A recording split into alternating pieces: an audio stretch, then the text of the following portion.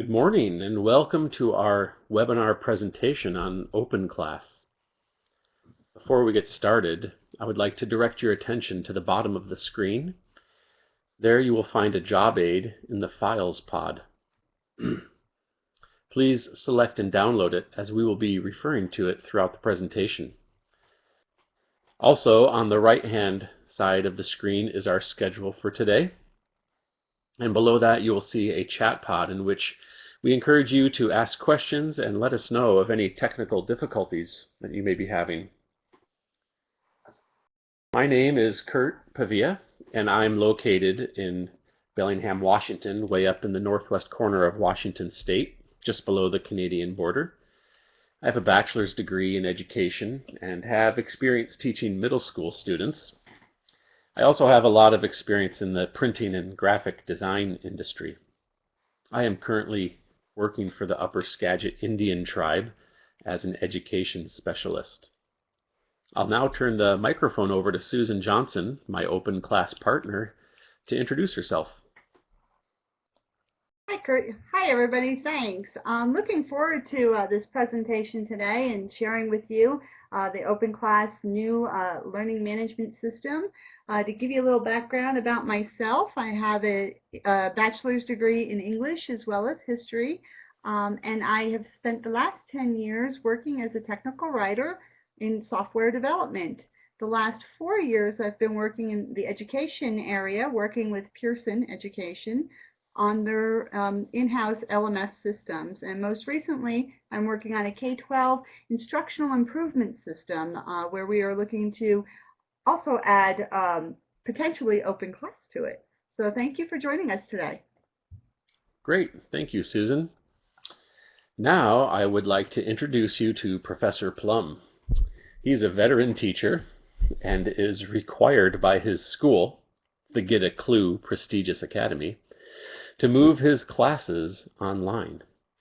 They will be using OpenClass as the LMS, and he will need our help today to learn how to navigate OpenClass and how to modify his courses and add course material. So you will be seeing him throughout this presentation. Oh, there, he's just said hello in the chat pod. Hello, Professor Plum. And so what is OpenClass? OpenClass is a new LMS system made by Pearson, and it includes all of the standard LMS tools that you would use in other LMS tools, such as the dashboard and the gradebook, do scheduling and posting course material. But OpenClass goes one step further, or a few steps further, I guess you could say, by incorporating a lot of Web 2.0 and social networking features directly in the LMS. So you have personal networks, you can create and post status updates, reply to status updates, have followers, and use a lot of the stuff that we're familiar with Facebook and Twitter and so on to use that within OpenClass itself. OpenClass also has a new functionality to it. It's a resource marketplace. It's called the Exchange, and it is essentially a marketplace where teachers can get educational content. And Susan will go into that in detail later on today, but it's an incredible, it's got incredible potential. I think you'll find it interesting. And just to let you all know, OpenClass is in a beta production status still, so we can't give you logins to it currently. And it is a little bit buggy and some things might change still, but we will do our best to demonstrate all of its excellent features. And it will be released later this year. And at the end of the presentation, we provide a link where you can sign on for webinars and learning more information. Oh, Professor Plum has a question for us. Let's see, excuse me, what LMS are you familiar with? Would you please help Professor Plum by answering in the chat pod or the activity poll there.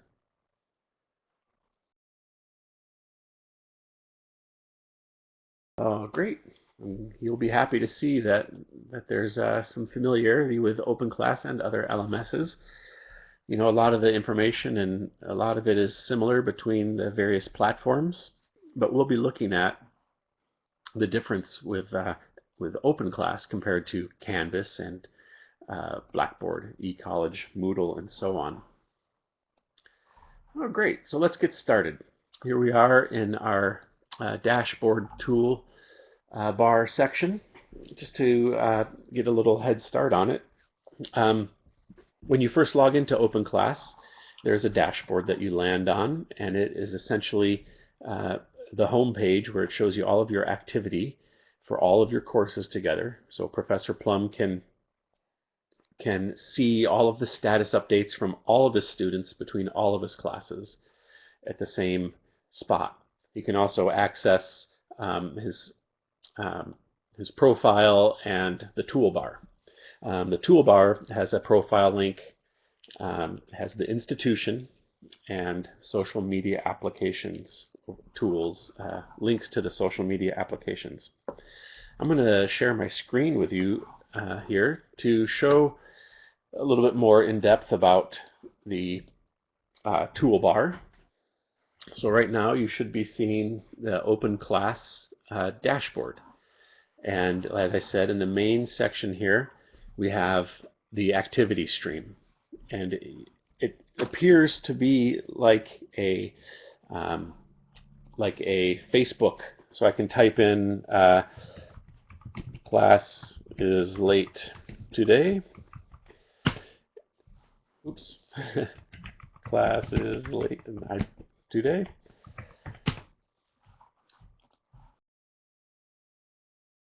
And it's added that content, my status update there. So now my students that are in my class will see my updates. And I can reply to theirs and follow them. So you can see up on the right-hand side, we have in the network. So you have followers and who you're following, similar to Twitter. Over on the left-hand side is my list of courses. Right now, I'm just signed in for teaching one class, and there's a button here where I can create a course. And here's where, as a teacher, you have the high-level management. So this little gear icon allows me to import content from other courses, to copy a course, and to edit rosters and so on, to manage high-level all of my courses. Across the top there on the orange is the toolbar, and under my avatar to the left, I can access my profile and my profile settings, the help menu, and the community forum. We'll talk about the community forum later, but let's look at the settings. And here, this is where we have your standard profile settings. So I can change my password, I can do notifications and privacy settings.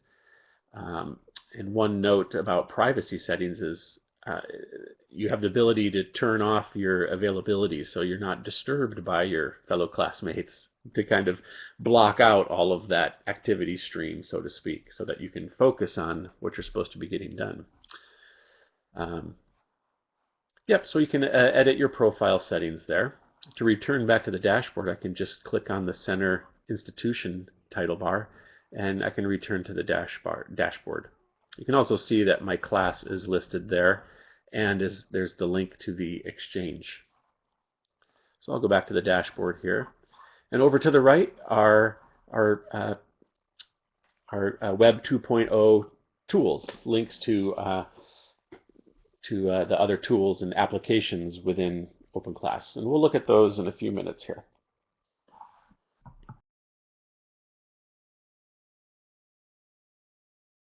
So it's laid out pretty well. As much as I've been playing with it, it's great to have those tools up at the top, to have the dashboard and everything right there ready to go. Under the profile, you can access your help in the community forum. And under the institution menu, you can get to your dashboard and your courses in the Exchange. And oh, hello, Professor Plum has another question for us here. He is wondering, where do I set my password? So if you would be so kind as to give him some feedback on where you think you would set the password, I'm sure he would really appreciate that. Oh, we got a little conflict. Some people thinking that, oh, they changed their mind. I don't think I'll give any play-by-play commentary on the polling, but thank you for sharing with Professor Plum.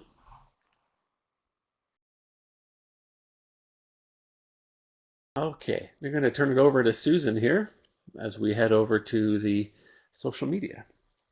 Yes, so the next classroom on our list, on our schedule, is the social media part of OpenClass. And as Kurt mentioned, it is a fully robust social media tool where you can build your personal learning network. It's integrated completely with Gmail, with your calendar, Google Docs, as well as notifications. So it's all embedded right there in the application, and there's no need to actually exit the LMS to access this information. But rather than talk about it, let me show you what I'm talking about. It's probably better to just show you. So I'm going to log in here. I'm logged into OpenClass as a professor. And here's my course, and here is the toolbar that Kurt had discussed earlier. And over here to the right are the social media pods. We have the online chat where you can see who's online.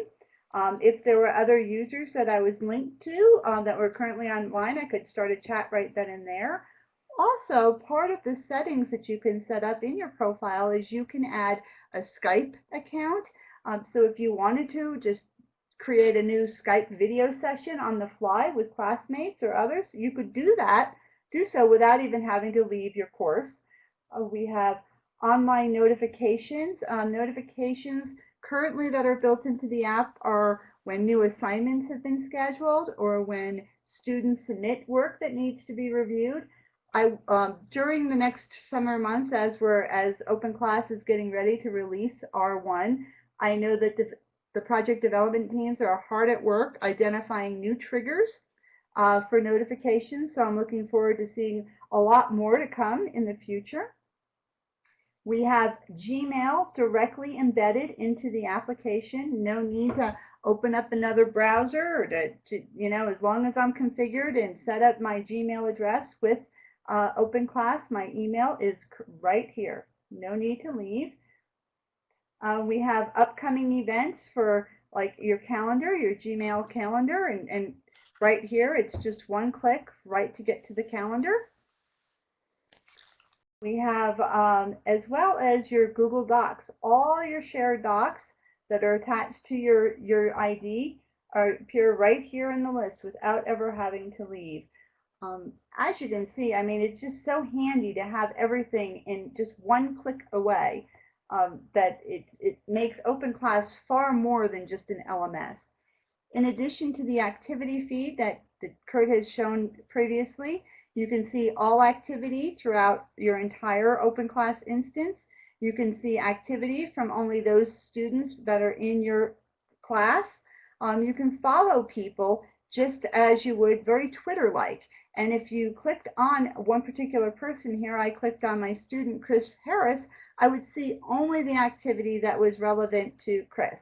And so here I can follow people like Twitter. I can, and I could just, access all their activity right there in one place.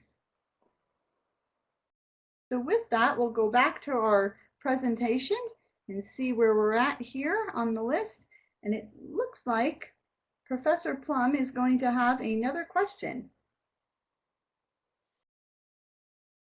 And he says, oh dear, did she say OpenClass integrates with Google Apps? Let's just go ahead and look. If you needed to look up on your job aid to see the answer to this question, I'll just go ahead and post this poll for you right here. And it looks like everybody's paying attention, which is great. Nobody has fallen asleep at this point, so I appreciate your attention. With that, we're going to move to our next room on the agenda, and that is Course Home, and I will turn it back over to Kurt. Great, thank you, Susan. Yeah, that is pretty handy having the Google Apps right up there. The course home, what I would like to show you all that are listening and Professor Plum is essentially that the course home is a mini dashboard for just the particular course.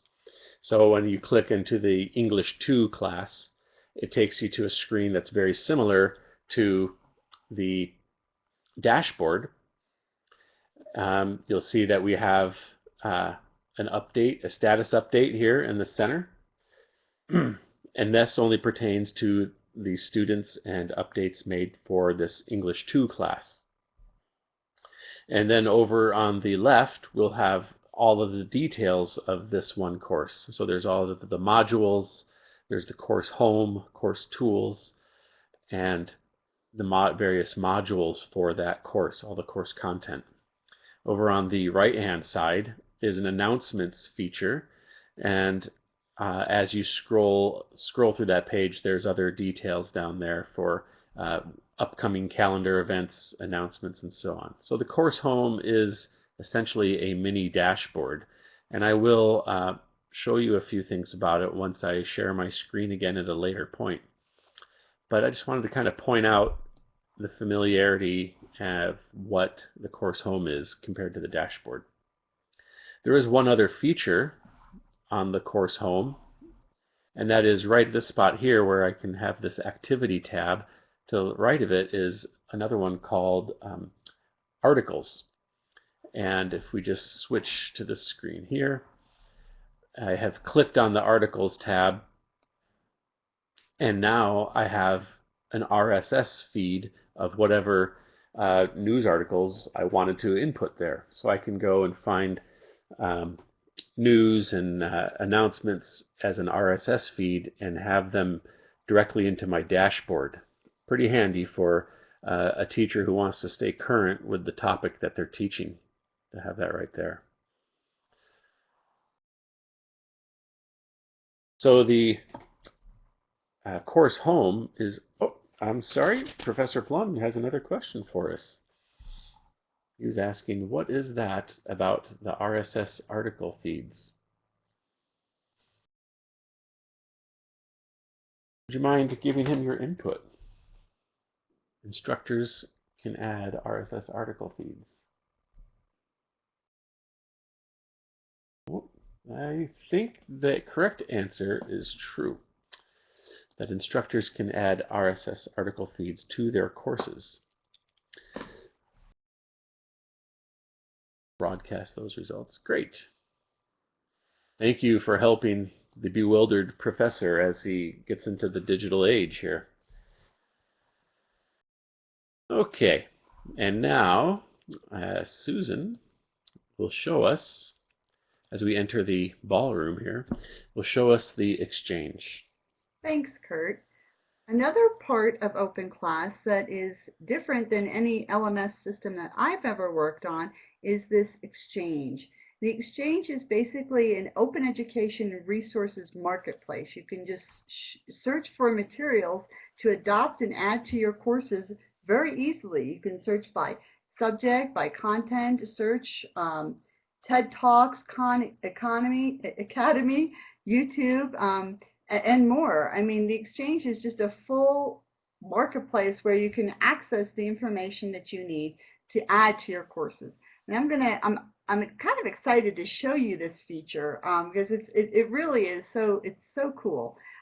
This content is actually been curated and adopted, curated and embedded by Pearson into the exchange, and they're bringing in more and more materials every day. And if you're not familiar with OER the Open Educational Resource Movement, the movement to kind of the free exchange of course materials for instructors. So last I checked, there were about almost 45,000 pieces of content that can be added directly into your courses. And again, Pearson curates them and embeds them just, initially, but eventually Born Digital Content will also be able to add to the exchange. So you can create your own content there, and we've seen lots of different clients modifying their content with OpenClass. The Open APIs makes it very easy for you to add a threaded discussion or tags to videos and whatnot for your courses. But we've landed on the Exchange, and you can see you've got some YouTube EDU up. We can sort it by popular content. We can sort it by subjects. We have, and you can select certain subjects here. We've got, see, TED Talks is right here, but we can go through and search for, say, something by English. We can look for specific product types, whether we want it to be a course or a video lecture. I'm going to try a video lecture here. We can set it up by a certain grade level if we'd like. Trying to grab the grade level, and unfortunately Exchange is not going to let me grab it, but we can set it up by K through 12 or higher ed. We can select even source. So we can go through here. You can even, the filters stay checked regardless. So if you wanted to clear your filters, just simply, click on clear. But your materials that are available that match your criteria are automatically listed, and you'll see little counters next to each item that'll tell you how many materials. In primary education, we have 69 content in items. So once you select on it, you'll know there are 69 resources available. And we can just add in any particular video by just selecting add. And if I had multiple courses that I was teaching, I would select the course that I wanted to add to. If I had multiple courses, I would click add to courses multiple times, and that's the way the UI is currently set up. But we're adding the course right here. And now that we've selected that course, we can go back to our class and see exactly where the material has landed. So we're going right back into my course as a professor, and right here is the material that I added to the course. And you can even preview the material before you add it to your content. So it just plays right there in the class. And we've noticed at Pearson, we've had lots of, many clients have been able to open up the APIs and, like I said, add threaded discussions toolbar right directly in here, so you can create your own course around the material as well. So it's a pretty neat idea. Great, Susan. I just hope that you choose a different video than that one. Oh my gosh, what is that? Yes, this is being created by Pearson. Oh my gosh. That is awesome. That's hilarious. Oh my gosh. Speaking English, clean yourself. Okay, we'll have to be a little bit more careful about the material we select. That must have been for high school or college. Yeah, I think I'm going to stay away from English, but that's my comfort zone. So, well, now that we've added the material to our course, let's go back to our presentation and see where we're at.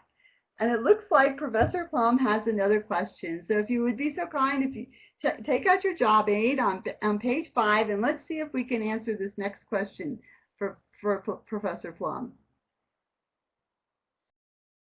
So this one question, I think we might have to actually wait a good 30 seconds to a minute. Yes. If we're really asking them to go to their job aid. Right. You were thinking about adding music, but I think that might be too much to manage. Yeah, not for the polls, okay. But I wanted to add music at lunch and then okay. The end. Okay. So.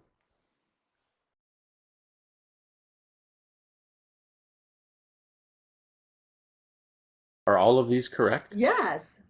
So I wonder if we should put one in that's not correct. Anyways, but just to mess with them a little bit. Anyways. Yeah, I wonder if we should change it to like all of the above as an option, or. Okay, let's continue. Okay. That should have been enough time there. That was about 30 seconds. Yes, and as you saw with the Exchange, you can actually search for material by subject, by format, by product type, education, grade. All of the above are true. So with that, we'll go to our next class on our schedule, the next room on our schedule, and it looks like it's lunch hour. So we've been working really hard today, so let's take a moment to have some lunch.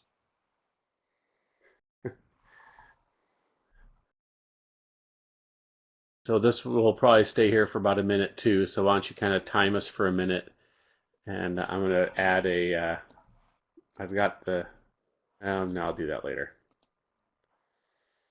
I'm going to add a song, but I'll do that later.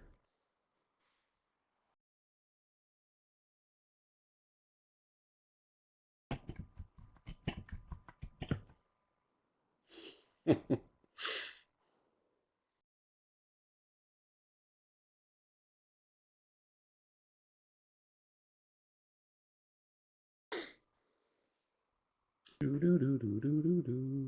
have mashed potatoes and a Christmas tree.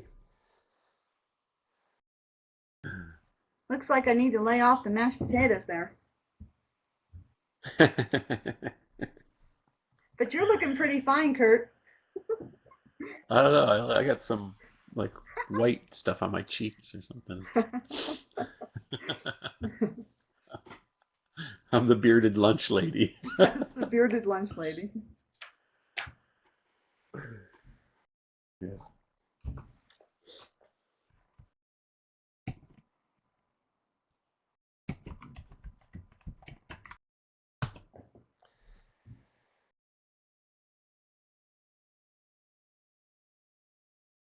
And I think that's, how long has it been? It's been 26 seconds, almost 27 seconds. Really? Oh no, it's almost been, and now we're up to a minute. Sorry, I'm looking at the minutes. Oh, okay. It's like, wow, that it, Yeah. when you're quiet and not talking. Yeah.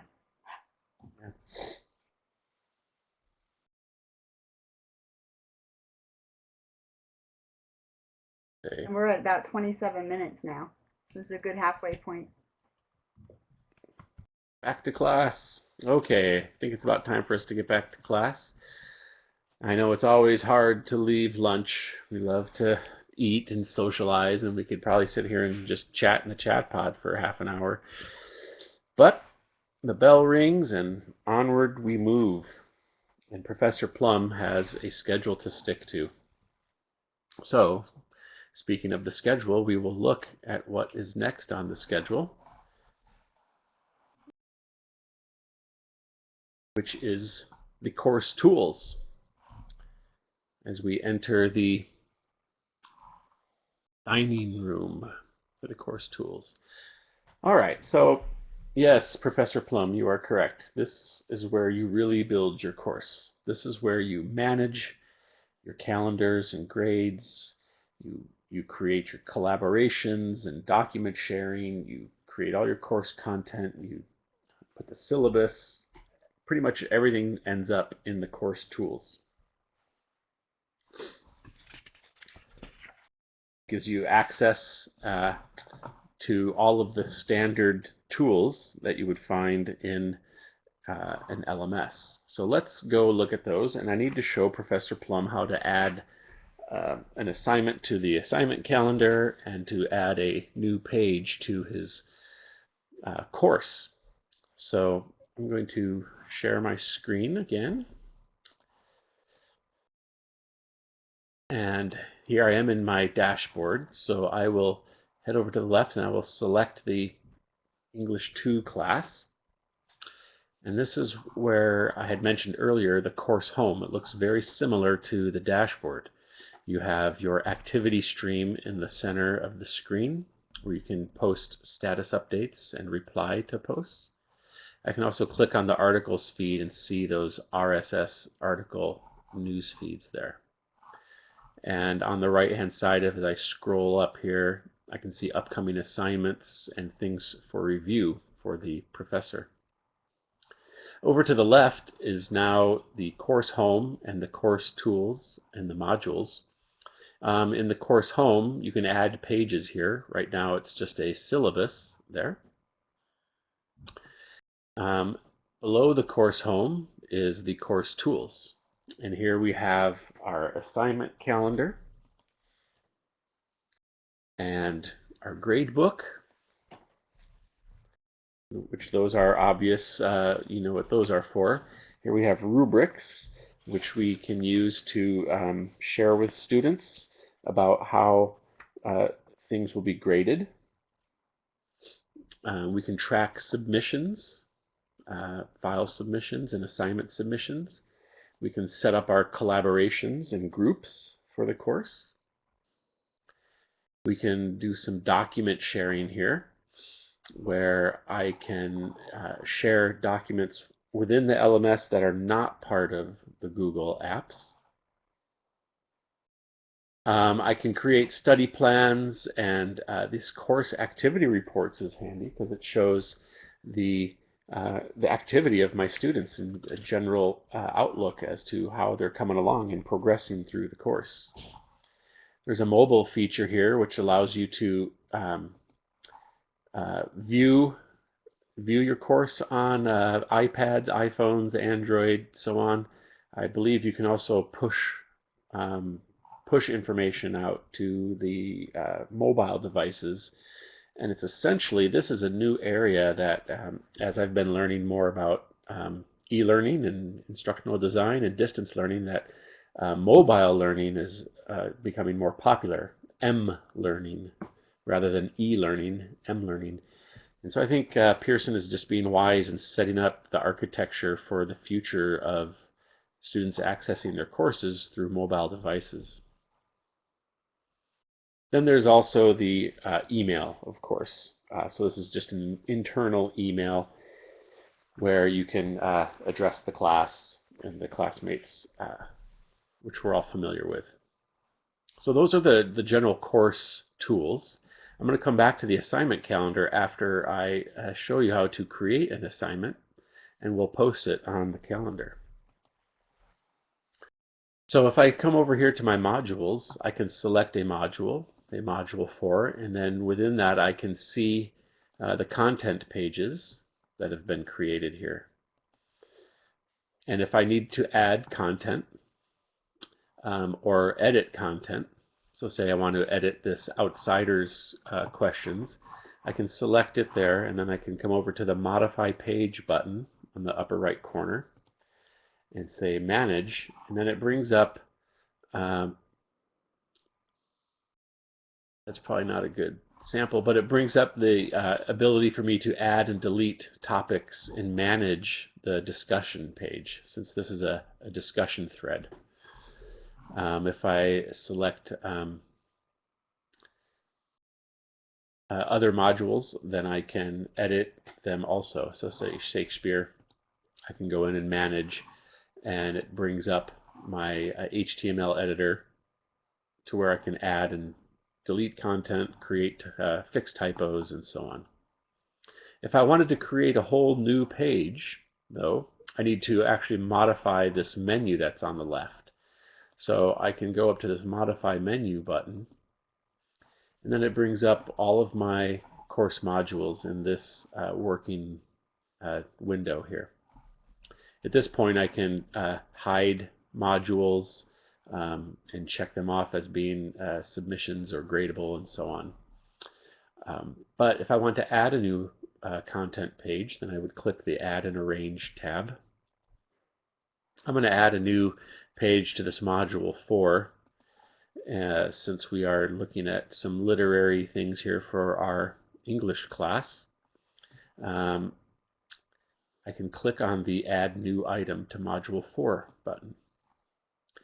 And then I get some pull-down menus to determine what am I adding here. So I can add a content page, and I'm going to make it gradable for 20 points. I'm going to give the content page a name. So we can call this one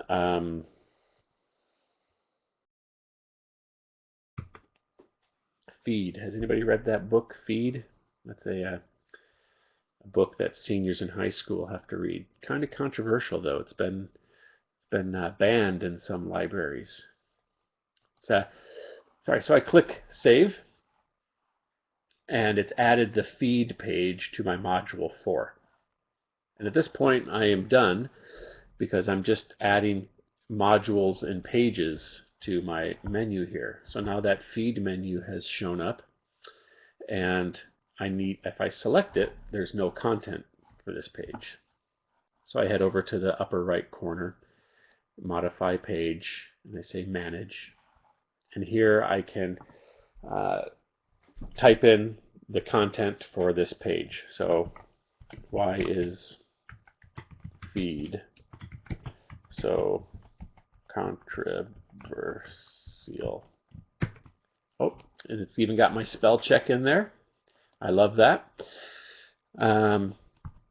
And there are all of the tools that you would use for HTML editing. So if I select things here, I can assign them fonts and headings.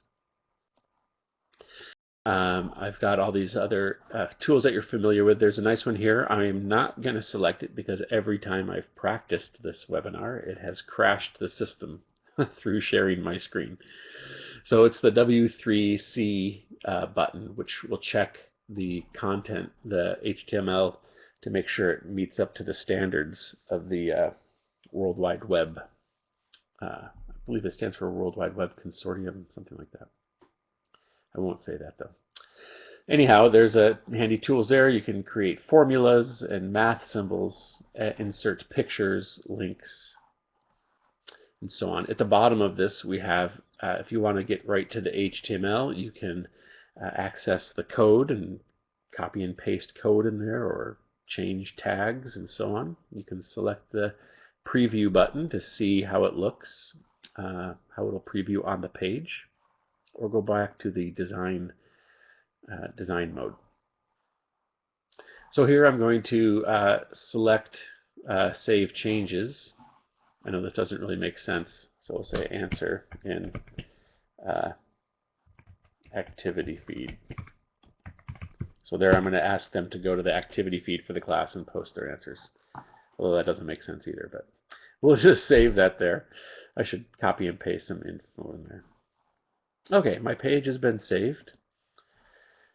And now I can see it through my modules here. And I know I was going to tell Professor Plum how to make this assignment on the calendar. So to get to put that assignment on the calendar, I need to go to my course tools, and I select the calendar. And then through the calendar page, I can modify the page. From here, I see all of my course content on the left, and I was in Module 4. I have the feed assignment, and I will assign that. That's due tomorrow. And after I've given it a date, the little clock icon shows up, showing that it's on the calendar and it's ready to go. So now I can exit out of there. And when I go back to my course home,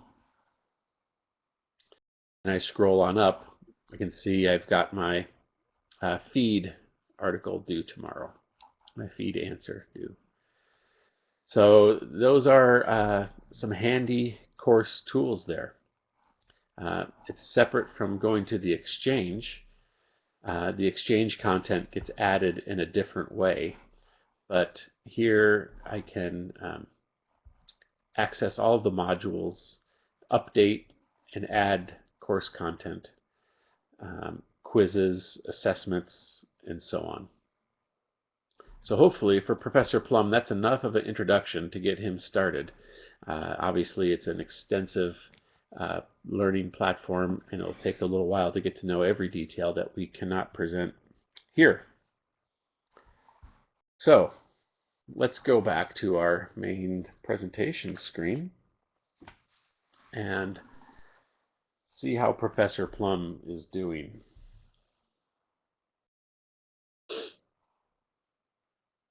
And it looks like it takes a while for my screen to move.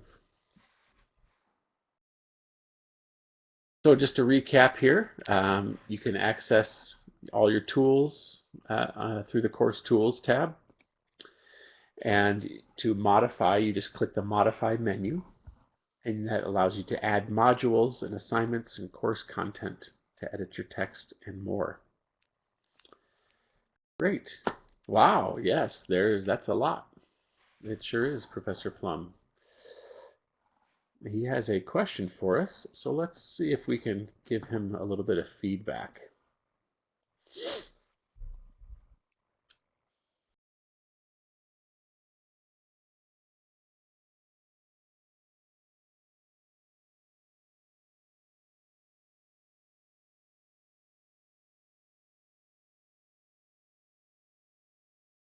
Yes, so I see most people are selecting all of the above. We'll show you that everybody's selecting all of the above. That is correct. All of these tools are accessible for the instructor. There you go, Professor Plum. You've got your work cut out for you. Okay. And it looks like we're going to move to the final room of our little school here, the lounge, and we will turn it back over to Susan. Thanks, Kurt. One of the final things, now that we've seen how to build out our course content within our courses, the last thing we want to show you is the community forum. So if Professor Plum gets stuck in trying to build out his courseware, or even if his students have questions on how to interact with the course, the community forum is built in right into the LMS without students having to go to, another third party to look up answers. Everything they need is right in the community forum where students and professors can ask questions and get answers. And I'll briefly share with you where we can locate the community forum, because I think it's a little bit buried in its current position, but it may be moving, who knows, come this summer. I am going to again sign into my course here as my professor, and to access any of the fabulous materials that they've created for this is right here through your profile, through your avatar. You have your online help, which is pretty robust and is broken out by topics. Right away, you can just kind of search through and see all the fantastic tools and even tutorials that are available. But you can also go to the community forum, which is very much like any other community forum that we're used to. You can go in here and you can look for specific topics. You can search by popular. You can join Open Class, and I encourage all of you, we've shared the link to this at the end of our webinar on our final screen. So I encourage you to join Open Class and obtain your own login to it, where you'll be able to see what's coming up new. It's just that easy to do. I mean, it's your typical community forum where you can create a topic or search for answers. So that's pretty much the community forum in a nutshell. I think we're at the point in our presentation where we're about finished. We've certainly enjoyed sharing with you Open Class today and going over all of its course features and it's how to navigate the course and everything. And at this point, I will turn it back over to Kurt with some final words. Kurt? All right, thank you, Susan. Oh, Professor Plum has a question. I think we should. Has a question. Let me go ahead and. Yeah, let's. Are we going to do this question, you think? Oh, right. Well, just because it's kind of buried, I think it's good to reiterate, where do we locate the community forum and the online help? If you just take a moment if you need to look at your job aid.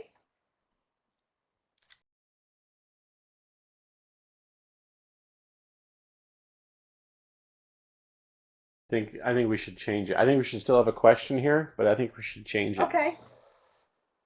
To something. It doesn't even have to be about community forum. We could just have it be about anything. I think would be fine. Okay. But it'd be good to have that, interaction.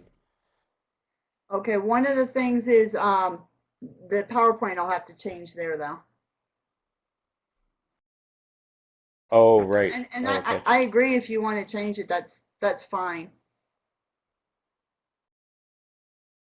Okay. We're at about 44 minutes at this point. Perfect. All right. Well, let's just, yep. Thank you, Susan. So yes, some of the key features of OpenClass is the social learning, and they really are shooting for getting everybody's familiar with Facebook and Twitter and the status update and followers and so on, and they're really bringing that into the learning environment so that it's totally integrated, and they're counting on that plus the other Web 2.0 features to make people feel comfortable and have quick and easy access to the applications that they're comfortable with. And also they are really breaking ground with the Exchange Marketplace, so that has the potential to grow. And I saw somebody had asked, or Professor Plum asked, do I have to pay for the content the um, of the Exchange Marketplace? And the answer is no, it's free. It is not a place where Pearson is going to nickel and dime you with getting content for your courses.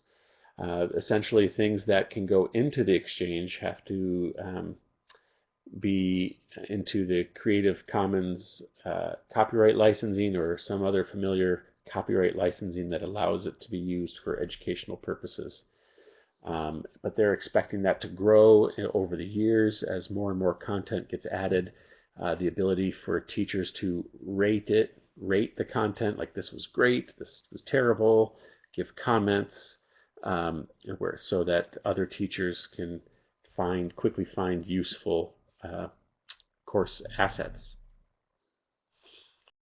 And they're gearing for the mobile classroom. So the iPad app is really slick. It's really moves smoothly and interacts great. And of course, their key feature for Pearson is that it is totally free.